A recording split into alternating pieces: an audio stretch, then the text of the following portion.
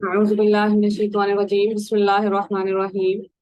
पहले चार रुकू सूरह बकरा के अल्लाह ताला ने प्रेमिस सेट कर दिया है कि कुरान पाक करने क्या है। इंसान को उसका आईना दिखा के कि वो किस पोजीशन में है, उसका हल बताने आया है कि अब सीधा रास्ता क्या है। पूरी आगाज से शुरू किया है कि शुरू कहाँ से हुआ है सारा मामला। कितना बड़ा मामला है हमारा यहाँ पे होना है इस वक्त। अल्लाह ताला ने कितना बड़ा निज़ाम सदियों से चलाया हुआ है हमारे इस इम्तिहान के लिए, और उसने डिसाइड किया है कि मेरे और आपके बगैर ये इम्तिहान मुकम्मल नहीं होगा। He chose every single person ना, ऐसा तो नहीं हुआ कि तुक्के से या अंदाजे से हम यहाँ पे बैठे हुए हैं, क्योंकि लाखों लोग आ रहे थे तो मैं और आप भी उनका हिस्सा है। हर एक इंसान अल्लाह का चुना हुआ है। तो हमें अब उसके बाद एक तो अल्लाह ताला ने इंसान चुन लिए हैं कि अच्छा ये होंगे इंसान, होंगे फरिश्तों के लिए फरिश्ते चुन लिए हैं, कौन से लोग किस उम्र में पैदा होंगे वो सब चुन लिए हैं। अब अल्लाह ताला क्योंकि उम्मत मोहम्मदिया अब पैदा हो गई ना, अब एक नई उम्मत स्टैब्लिश हो रही है, अब एक किबले का रुख बदल रहा है। पहले लोग मस्जिद अक्सा की तरफ नमाज पढ़ते थे, अल्लाह ताला ने रुख बदला। उससे पहले बनी इसराइल को पूरी उम्मतों पे, पूरी दुनिया के लोगों पे फजीलत बख्शी थी। उनको ये जिम्मेदारी दी थी कि मैं तुम्हें टाइम एंड अगेन एक के बाद एक पैगंबर भेजता रहूंगा, और तुम एक मिसाली उम्मत बन के लोगों को दिखाओगे, और लोग देंगे कि ये बेहतरीन लोग हैं, हमें देखना चाहिए कि ये क्या ईमान ला रहे हैं। तो तुम्हारा किरदार इतना मिसाली होगा, वो लोगों को इस्लाम की तरफ, पूरी दुनिया को इस्लाम की तरफ लेकर आएगा। अब और अल्लाह ताला ने अभी जो है ना इस्पारा, पहला इस्पारा ये पूरा तकरीबन सिर्फ बनी इसराइल से डील करेंगे। अल्लाह ताला एक के बाद एक, पहले उन्हें बड़े प्यार से बुलाएंगे, फिर उन्हें एक के बाद एक उनकी गलतियां याद करवाना शुरू करेंगे, और वो गलतियां याद करवा के आखिर पे अल्लाह ताला कहते हैं, हमसे कहते हैं वो पहली उम्मतें थी जो गुजर गई हैं, उनका अमाल उनके सर, अब तुम्हारा अमल तुम्हारे सर, तुमसे उनके बारे में पूछनी होगी। यानी कि मैं तुम्हें उनकी कहानी नहीं सुना रहा था, मैं तुम्हें ये बता रहा हूँ कि पहले मैंने वो उम्मत चुनी थी, ये गलतियां हुई हैं उनसे, अब मैं तुम्हें उम्मत बना रहा हूँ, अब मैंने तुम्हें चुन लिया है। दूसरा सूरा शुरू होता है और अल्लाह ताला कहते हैं वकज़ालिक जअलनाकुम उम्मतन वसतन लितकूनु शुहदा अलन नास। अब तुम मिडल नेशन हो, अब तुम पूरी दुनिया को गवाही दोगे, तो अपने अपने किरदार से कि ये हिदायत ये होती है, शुहदा अलन नास, पूरी दुनिया के ऊपर तुम गवाह हो। यानी कि अल्लाह ताला अगर कयामत वाले दिन किसी अफ्रीकन इंसान को उठा के पूछे कि तुमने क्यों नहीं ईमान लाया, तो वो ये ना कह सके या अल्लाह मैंने तो कोई अच्छा इंसान देखा ही नहीं था, अच्छा मुसलमान देखा ही नहीं था। तो हर मुसलमान ने हुज्जत कायम करनी है कि बेहतरीन किरदार अदा कर दिया था हमने, लोगों देख के, और फिर अगर किसी ने नहीं माना, तो अब अल्लाह ताला ने क्योंकि हमें उम्मत बनाया है, हमारे ऊपर वो पूरी रिस्पॉन्सिबिलिटी डाल दी है, तो अल्लाह ताला कह रहे हैं कि वो जो जिससे मैंने रैंक छीना है और तुम्हें दे रहा हूँ, अब मैं तुम्हें जरा उनकी कहानी बता दूं, उनके मसले बता दूं, उनकी गलतियां बता दूं, कहाँ कहाँ ईमान में गलत चले गए थे, वो कहाँ कौन कौन सी चीजें उन्होंने बदल दी थी, कहाँ कहाँ मेरी बात नहीं मानी, कि अब वो पूरी तरह रिजेक्टेड हैं, और अब मैं तुम्हें सुपरवाइजर बना लूंगा, अब मैं तुम्हें काम पे लगा रहा हूँ। और सूरह आयत नंबर 40 से बात शुरू होती है, या बनी इसराइल। अब हम उर्दू में तो बोल देते हैं ए बनी इसराइल, हालांकि हम उर्दू में इस तरह बात नहीं करते। अगर मुझे बात करनी है तो वैसे जैसे या अल्लाह कह देंगे हम, ए अल्लाह, ए बनी इसराइल, अल्लाह ताला डायरेक्ट बात करें बनी इसराइल से। इसराइल याकूब अलैहिस्सलाम का लक़ब है, तो बनी इसराइल मतलब याकूब अलैहिस्सलाम की सारी औलाद।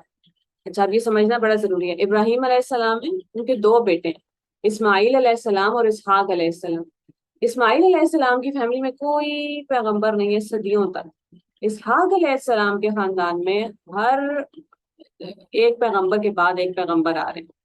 इसहाक अलैहिस्सलाम के बेटे हैं याकूब अलैहिस्सलाम, याकूब अलैहिस्सलाम का नाम है इसराइल, और फिर याकूब अलैहिस्सलाम के बेटे हैं हजरत यूसुफ, और उसी फैमिली में एक के बाद एक प्रॉफिट आते गए हैं। वहीं उसी खानदान में हजरत मूसा हैं, फिर हजरत दाऊद हैं, हजरत सुलेमान हैं, वो हजरत जकरिया हैं, और फिर इवेंचुअली आखिरी प्रॉफिट बनी इसराइल में हजरत ईसा हैं। तो अल्लाह ताला ने उनको चुन लिया था, इनके खानदान को, कि मैं सारे पैगंबर इस कौम में भेजूंगा, और तुम पूरी दुनिया के ऊपर शहादत हो गए कि ये है, ऐसे ऐसे जिंदगी गुजारी जाती है। क्योंकि इस्लाम सिर्फ कुछ सच सेट ऑफ इंस्ट्रक्शंस तो नहीं है, अमली नमूना दिखाया दिखाया जाता है ना। तो जैसे रसूलुल्लाह अल्लाह ताला ने कुरान पाक भेजा है, और एक अमली नमूना होता है साथ रसूलुल्लाह सल्लल्लाहु अलैहि वसल्लम की शक्ल में, कि कुरान और सुन्नत तब इस्लाम समझ आएगा, और ना अकेला समझ नहीं आ सकता। तो या बनी इसराइल उस गुरु याद करो, यानी कि भूल गए हैं वो लोग कुछ। क्या भूल गए हैं? नेमती, मेरी नेमत को, अल्लती अनअमतु अलैकुम, जो मैंने तुम पे की थी।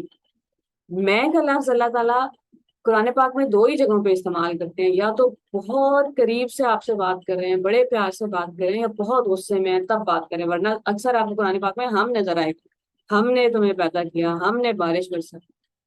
میں اللہ تعالیٰ ان سے بڑے پیار سے ان کو یاد کروا رہے ہیں، اور ہمیں یاد کروا رہے ہیں کہ دیکھو کیا بھول رہے ہیں، نعمتی التی انعمت علیکم، ہماری وہ نعمت یاد، میری وہ نعمت یاد کرو جو میں نے تم پہ کی تھی، وَأَوْفُوا بِعَهْدِي، اور وہ وعدہ پورا کرو جو تم مجھ سے کر چکے ہو، اوفی بعہدکم، میں بھی اپنا وعدہ پورا کروں گا، وَإِيَّايَ فَارْهَبُونِ، اور صرف اگر تمہیں دنیا ترک کرنی ہے تو صرف میرے لیے کرو، دنیا کی اور کسی کے لیے نہیں۔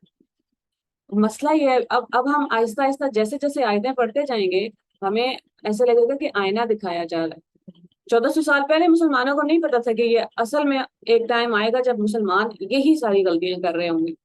تو پہلا سپارے میں ہی اللہ تعالیٰ نے پورا آئینہ رکھ دیا ہے کہ اگر کوئی اور دوبارہ 1400 سال بعد یا 8 سے 200 سال بعد بھی قرآن پڑھے تو اس کو یہ سمجھ آتے کہ اچھا ہم کہاں غلط گئے ہیں کہ اب مسلمان اتنی بری حالت میں ہیں دنیا پہ۔ وَآمِنُوا بِمَا أَنزَلْتُ مُصَدِّقًا لِمَا مَعَكُمْ، اور ایمان لاؤ اس پر جو ہم نے اتارا ہے، یعنی کہ قرآن پاک پہ ایمان لاؤ جو تصدیق کرتا ہے اس کی جو تمہارے پاس ہے۔ یعنی قرآن، مسئلہ یہ نہیں تھا کہ وہ قرآن کا انکار کر رہے ہیں، اللہ تعالیٰ کہہ رہے ہیں مسئلہ یہ ہے کہ تم اپنی کتاب کا انکار کر رہے ہو، تم تو اپنی کتاب کو ہی نہیں جانتے۔ وَلَا تَكُونُوا أَوَّلَ كَافِرٍ بِهِ، سب سے پہلے کفر کرنے والے نہ بنو۔ سب سے پہلے کفر کرنے والوں کا مطلب کیا ہے کہ اہل کتاب میں سے پہلے کفر کرنے والے نہ بن جاؤ، تمہیں تو پتہ ہے کیوں بدل کیوں رہے۔ تو ان کا سب سے پہلا مسئلہ ہے اپنی کتاب سے انکار۔ اللہ تعالیٰ نے ان کی خود کی کتاب میں کہا ہے، عام انسان کو تو پتہ ہی نہیں تھا، صرف کچھ اسکالر ہیں، بڑے بڑے اسکالر ہیں، وہ پڑھیں گے کتاب اور وہ ہمیں بتائیں گے کتاب کیا کہہ رہی ہے۔ اور آج کے مسلمان کا بھی یہی مسئلہ ہے کہ عام انسان کو کتاب پتہ ہی نہیں ہے، کچھ لوگ ہیں جو ہمیں پڑھ کے بتا دیں کیا کہہ رہی ہے۔ ولا تشترو بآیاتی ثمنا قلیلا، میری آیتیں بہت کم قیمت میں نہ بیچو۔ بیچنے کا کیا مطلب ہے؟ ہر دوسرے دن وہ اپنی تورات میں چینجز کرتے رہتے، اور لوگوں سے کہتے تھے کہ آپ تو ویٹ کر رہے تھے نا ایک پیغمبر کا، ہم پیغمبر دیکھ کے آئے ہیں، وہ کہتے تھے نہیں نہیں اس کا یہ مطلب نہیں تھا، جا کے بک چینج کر کے ان کو پھر کچھ اور سکھانے لگ جاتے تھے۔ اللہ تعالیٰ کہتے ہیں صرف اس لیے کہ تم ان پیغمبر کو ماننا نہیں چاہتے، تم ہر روز یحرفون الکلمہ، بار بار کتاب بدلتے رہتے ہو۔ اب سوال یہ ہے کہ کیوں نہیں مان رہے تھے؟ بنی اسرائیل نے مدینہ میں ہجرت ہی اس لیے کی تھی کہ انہیں پتہ چل گیا تھا اپنی کتابوں کے ذریعے، جگہ بھی پتہ چل گئی تھی کہ مدینہ میں آئیں گے وہ پیغمبر، اور وہ جنریشن سے خط ایک دوسرے کو ٹرانسفر کرتے رہتے تھے کہ آخری پیغمبر آئے تو ان کو یہ خط دینا میرا۔ اب کیوں نہیں مان رہے؟ کیونکہ اللہ تعالیٰ نے وہ جو بنی اسرائیل کو وہ دیا ہوا تھا نا، پیغمبری دی ہوئی تھی اتنے صدیوں تک اسحاق علیہ السلام کی فیملی کو، اب وہ اسماعیل علیہ السلام کی فیملی میں ٹرانسفر ہو گئی ہے۔ اسماعیل علیہ السلام کے خاندان میں صدیوں کوئی پیغمبر نہیں آئے، اور اب آخری پیغمبر آ گئے ہیں رسول اللہ صلی اللہ علیہ وآلہ وسلم۔ ان کو ریجیکٹ کرنے کے لیے وہ اسماعیل علیہ السلام پہ الزام لگاتے ہیں، کہتے ہیں کہ وہ ابراہیم علیہ السلام کے جائز بیٹے ہی نہیں تھے، اور سب یعنی کہ جو کچھ ان سے ہوا ہے انہوں نے چینج کر دیا صرف پروفٹ کو ریجیکٹ کرنے کے لیے کہ آپ کی بات نہیں مان سکتے۔ کیوں نہیں مان سکتے؟ خاندانی تعصب کی بنیاد پہ کہ اللہ تعالیٰ نے ان آپ میں سے کیسے پیغمبر چن لیے، یہ تو غلط ہو گیا، یہ نہیں ہو سکتا تھا۔ ولا تلبسوا الحق بالباطل، حق کو باطل کے ساتھ نہ ملاؤ، وتکتموا الحق، اور سچ کو نہ چھپاؤ، وانتم تعلمون، تم جانتے تو ہو۔ اب اللہ تعالیٰ اسکالر سے بات کر رہے ہیں کہ عام انسان کو تو نہیں پتا، تم کیوں مکس کر کے بتا رہے ہو لوگوں کو۔ آج کے مسلمان کا بھی یہی مسئلہ ہے، ہمارے یہاں کتنے سارے مسکنسیپشن ہیں، جیسے لوگوں نے یہ عام کر لیا کہ اچھا عورت کو مارا جا سکتا ہے اسلام کے اندر، اور کوئی اسکالر آگے آگے بڑھ کے آپ کو آیت ایکسپلین ہی نہیں کرے گا کہ نہیں اس آیت کا یہ مطلب نہیں تھا، آپ نے تو پوری آیت سمجھی ہی نہیں، یا مرد کو عورت پہ فضیلت حاصل ہے، فضیلت اتھارٹی ہوگی کہ اللہ تعالیٰ کہیں گے آپ کو بات ماننی ہے، وہ الگ بات ہے، فضیلت کی بات نہیں ہو رہی، وہ تو دونوں کے اپنے اپنے رول ہیں۔ ولا تتمنوا بما فضل اللہ بعضکم علی بعض، دوسروں جس کام میں دوسروں کو فضیلت دی گئی ہے اس کی خواہش نہ کرو کہ بات کیا کہا تھا اللہ تعالیٰ نے کہ مردوں کے لیے ان کا حصہ ہے، عورتوں کے لیے ان کا حصہ ہے، تو دونوں کو ایک دوسرے کے اوپر فضیلت ہے کچھ کچھ کاموں میں۔ کتنا مزے کا کوٹ تھا پچھلے دنوں کہ اب عورتوں کو سکھایا جا رہا ہے کہ آپ ہر وہ کام کر سکتے ہیں جو مرد کر سکتے ہیں، حالانکہ اللہ تعالیٰ نے عورت کو پیدا کیا تھا ہر وہ کام کرنے کے لیے جو مرد نہیں کر سکتے، اور مرد کو پیدا کیا تھا ہر وہ کام کرنے کے لیے جو عورت نہیں کر سکے گی، تو وہ دونوں اپنے اپنے کام کریں گے تو دنیا چلے گی۔ تو اس طرح کی بے پناہ مسکنسیپشنز ہیں جو کلیئر نہیں کرے گی آپ کے اسکالرز یا آپ کے علماء، کیونکہ انہیں لگتا ہے کہ آپ اب تو لوگوں کو سمجھ نہیں آئے گی بات۔ وَأَقِيمُوا الصَّلَاةَ اور نماز قائم کرو، وَآتُوا الزَّکَاةَ اور زکوٰۃ دو، وَارْکَعُوا مَعَ الرَّاکعِینَ اور جھکنے والوں کے ساتھ جھک جاؤ۔ پہلا مسئلہ ان کا یہ ہے کہ انہوں نے اپنی کتاب ریجیکٹ کی ہوئی ہے، اپنی کتاب سے بڑے دور ہوئے ہیں، انہیں پتہ ہی نہیں ہے قرآن تو ان کی تورات کیا کہہ رہی ہے۔ دوسرا مسئلہ یہ ہے کہ نماز نہیں پڑھتے، زکوٰۃ نہیں دیتے۔ اَتَأْمُرُونَ النَّاسَ بِالْبِرِّ تم لوگوں کو بھلائی کا حکم دیتے ہو، وَتَنْسَوْنَ أَنفُسَكُمْ اور اپنے آپ کو بھول جاتے ہو، وَأَنْتُمْ تَتْلُونَ الْكِتَابَ جبکہ تم تو کتاب بھی پڑھتے ہو، أَفَلَا تَعْقِلُونَ پھر تم سوچتے کیوں نہیں؟ اب اگر ہم مسلمان دیکھیں تو ہم صبح سے شام تک کہتے رہتے ہیں، ہم اکثر بات کرتے رہتے ہیں کہ ہندو کیسے بتوں کی عبادت کر سکتے ہیں، اور عیسائی کیسے کہہ سکتے ہیں کہ عیسیٰ علیہ السلام اللہ تعالیٰ کے بیٹے ہیں، اور یہودیوں نے کیسے پروفٹس ریجیکٹ کر دیے ہیں، یہ بھی غلط ہیں، یہ بھی غلط ہیں، یہ بھی غلط ہیں۔ اللہ تعالیٰ کہتے ہیں بالکل ٹھیک ہے، تم بالکل دوسروں کو بھلائی کا حکم دے رہے ہو کہ ایک اللہ کی عبادت کرنی ہے، اب اپنا حال دیکھیں۔ وطن سونان سے اپنے بارے میں کیسے بھول گئے؟ تمہارے پاس تو قرآن ہے، تمہارے پاس غلط غلط جانے کا کیا کوئی کا تو کوئی سوال ہی نہیں اٹھتا تھا۔ افلا تعقلون سوچتے کیوں نہیں، سمجھتے کیوں نہیں؟ وَاسْتَعِینُوا بِالصَّبْرِ وَالصَّلَاةِ اس سارے مسئلے کا حل یہ ہے کہ تم مدد حاصل کرو صبر کے ذریعے، کنسسٹنٹ ہو جاؤ۔ ایسا نہ ہو کہ تمہارا ایمان ایک مہینے کے لیے بڑا تازہ ہو جائے اور باقی پورا سال بالکل ڈاؤن ہو جائے، نہ نمازیں ہیں، نہ قرآن ہے، نہ کچھ ہے۔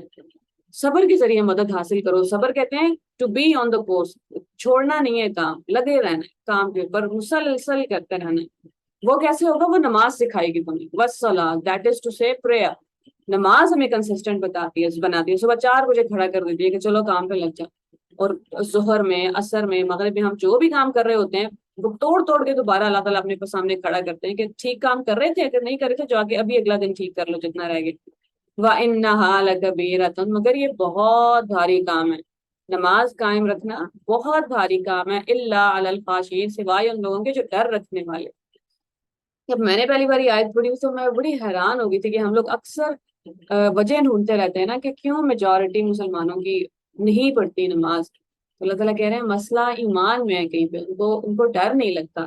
کس بات سے ڈر نہیں لگتا؟ الذین یظنون انہم ملاقو ربہم الا علی الخاشعین لوگوں کے لیے نماز بڑی بھاری ہے سوائے ان کے جو ڈر رکھنے والے ہیں۔ کس بات کا ڈر؟ کیوں ان کے اوپر خشوع طاری ہو جاتا ہے؟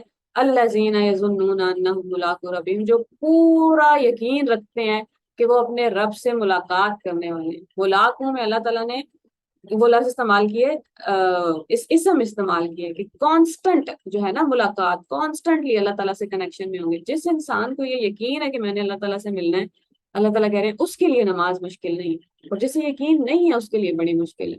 وَأَنَّهُمْ إِلَيْهِ راجعون حالانکہ انہوں نے واپس تو میرے پاس ہی آنا ہے، لیکن جس نے گمان کر لیا کہ نہیں آ رہے، جس کو یاد نہیں رہا کہ میرے پاس واپس آنا ہے، اس کے لیے نماز بڑی مشکل ہے۔ ہم اکثر سوچتے رہتے ہیں نا کہ قیامت والے دن اللہ تعالیٰ سے ملاقات ہوگی اور جنت میں اللہ تعالیٰ سے ملاقات ہوگی، اور اس میں تو بڑا ٹائم ہے ابھی۔ مزے کی بات یہ ہے کہ جیسے ہی آپ کی ڈیتھ ہوگی، جیسے ہی کسی بھی انسان کی ڈیتھ ہوگی، 7 آسمان کے اوپر لے کے جایا جائے گا۔ اور پھر مجھے لگا تھا کہ پتہ نہیں ملاقات ہوگی یا نہیں، حالانکہ میں نے پراپر اسٹیٹمنٹ پڑھ لی تھی کہ اللہ تعالیٰ سے ملاقات ہوگی، اینڈ دین یو ریئلائز کہ ورنہ پھر آپ کو 7 آسمانوں پہ لے کے کیوں جایا جا رہا ہے؟ اچھے انسان کو 7 آسمان تک اسی لیے لے کے جایا جا رہا ہے نا کہ ایونچولی اللہ تعالیٰ سے ملاقات ہو جائے گی اس کی، تو اس کو تو قیامت والے دن کا انتظار بھی کرنے کی ضرورت نہیں ہے۔ یہاں ہماری ڈیتھ ہوئی ہے اور یہاں ملاقات ہو گئی، اور ہمیں پتہ بھی نہیں ہے اب، اسی لیے اللہ تعالیٰ نے نہیں بتایا کہ ہونی کب ہے موت، 10 سال بعد، 5 سال بعد، یا آج۔ تو کیا آج کے دن میں اللہ تعالیٰ سے ملنے کے لیے تیار ہوں؟ بس مجھے یہ سوچنا ہے، اور انشاءاللہ آہستہ آہستہ وہ ساری چیزیں حل ہوتی جائیں گی۔ پھر نماز مشکل نہیں لگے گی اگر پتا ہوگا کہ آج ہی رات ہی اگر اللہ تعالیٰ سے ملنے چلا گیا، پھر اللہ تعالیٰ کہیں گے جب میں نے دنیا پہ بلایا تھا تو تم نہیں آئے، اب تو تمہیں آنا پڑ گیا، پر پھر ایسا نہ ہو کہ پہلا دروازہ ہی نہ کھلے آسمان کا۔ تو بنی اسرائیل کی کہانی پڑھتے ہوئے ہم بالکل اس کو ریلیٹ کرتے جائیں گے کہ ہم کیا غلطی کر رہے ہیں، اللہ تعالیٰ ہمیں کیوں سکھا رہے ہیں اور سمجھا رہے ہیں۔ 2 مسئلے ان کے ہمیں ابھی تک سمجھ آ گئے ہیں کہ ایک ان کی خود کی کتاب کا انکار، اور ایک نماز سے دوری جس کی وجہ سے اتنے برے حالات ہو گئے۔ اللہ تعالیٰ کرے کہ ہم پوری مسلمان امت اپنی ذمہ داری سمجھ جائے، اور ہم سارے قرآن پاک کو بذات خود پرسنلی جان سکیں اور نماز قائم کر سکیں، تاکہ اللہ تعالیٰ بھی پھر اپنا وعدہ نبھائے۔ ایک وعدہ اللہ تعالیٰ نے ہم سے لیا ہے، ایک وعدہ پھر اللہ تعالیٰ اپنا نبھائے۔ السلام علیکم۔